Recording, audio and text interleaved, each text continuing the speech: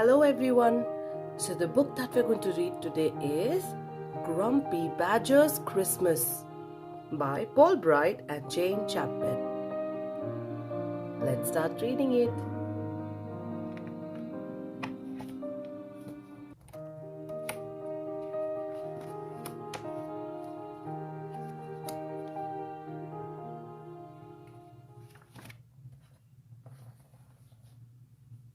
It was almost Christmas and the forest was a flurry of activity.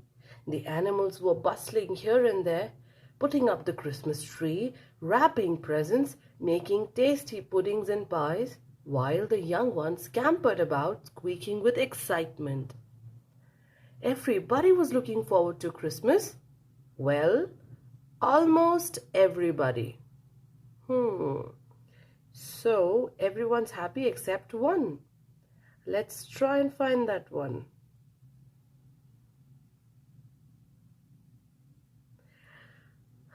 Yes, look, the badger. He doesn't look happy. Do you know why? Let's go and find out why he's not happy. Grumpy Badger looked out of his window and scowled. "Happy Christmas!" shouted Squirrel. "Happy Christmas! Bah!" he shouted back. "What piffle! I'm a sensible creature and I sleep all through the cold winter. Now I'm going to bed until the spring, and if anyone wakes me, I shall be very, very grumpy." And with that, he pulled his window shut with a clunk. Grumpy Badger knew he would be hungry when he woke, so he checked his larder. There were puddings, pickles and pastries, packets of hams and cheeses, crispy crackers, jars of fruit and sticky sweet jams. "That should do," he said. Then he filled his hot water bottle and climbed into bed. He had just closed his eyes when there was a knock at the door. Knock, knock, knock. It was Mole. "Happy Christmas, Mr. Badger," he said timidly. "I'm sorry to bother you. I've been trying to put lights on the Christmas tree, but it's just too big. Could I please borrow your ladder?" "Christmas tree?" spluttered Grumpy Badger. "Piffle and double piffle. Christmas is for sleeping, and that's what I'm trying to do." And he closed the door with a bang. "That was rude." "Bah!" huffed Grumpy Badger, climbing into bed. "Borrow my ladder indeed. All I want is a bit of peace and quiet, and leave me alone." He peeked under his bed where he'd put more food for springtime, candies and cookies and cherry cupcakes. Then he cuddled deep in his big, warm eiderdown. He was just starting to snore when there was another knock at the door. Knock, knock, knock. This time it was Squirrel. "Hello, Badger," he said cheerily. "I've brought you a Christmas present." "Christmas present?" snorted Grumpy Badger. "Piffle and triple piffle. I don't like presents and I don't like Christmas. All I want is a little peace." And he shut the door with a crash. That is not good.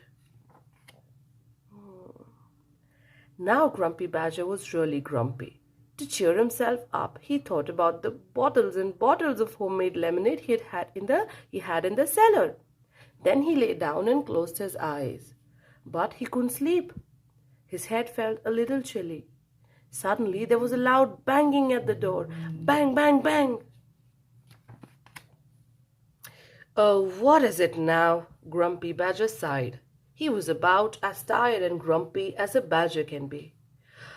"Oh, Badger," panted Rabbit. "Help! It's poor Mole. He's stuck at the top of the Christmas tree. Come quickly." "Piffle!" shouted Grumpy Badger. "And triple piffle with knobs on. Why can't everyone just leave me alone and he slammed the door so hard that the whole house shook. Slam!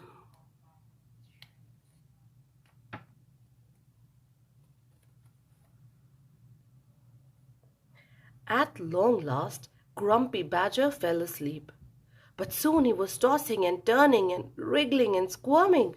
He was dreaming of Mole, dangling by one tiny paw from the top of an enormous Christmas tree. Mole was trembling. Mole was losing his grip.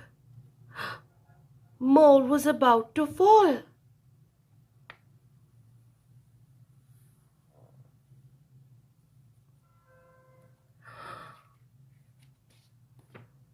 "No!" screamed Grumpy Badger, sitting bolt upright and suddenly wide awake. "What have I done?" he yelled. He jumped out of bed, grabbed his ladder, and dashed into the street. Grumpy Badger raced up to the Christmas tree. "Hold on, Mole!" he cried. He scrambled up the ladder, scooped Mole gently into his arms, then helped him down to the ground. "I'm so sorry," said Grumpy Badger. "What a grumpy old fool I've been." "You're a hero now," said Squirrel, and he gave Badger back his Christmas present, a soft, fluffy nightcap. "But I've been so grouchy," said Grumpy Badger. "What can I do to make things better?" And then he knew. Badger's Christmas party was the best ever. There were puddings, pickles and pastries, cheeses and hams and sticky sweet jams, cookies and cupcakes and bottles of homemade lemonade. They jigged and jived and joked and laughed late into the night.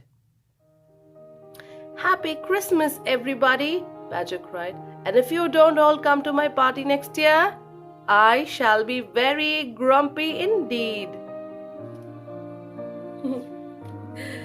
The end. Grumpy Badger's Christmas by Paul Bright and Jane Chapman. This is such a nice book. Yes, and I loved it when Badger shared every food item that he had in his house with all his friends. That was so good, right? If you also liked it, please like button, subscribe to the channel, and don't forget to share with your friends. I'll see you next time with another amazing book. Bye bye.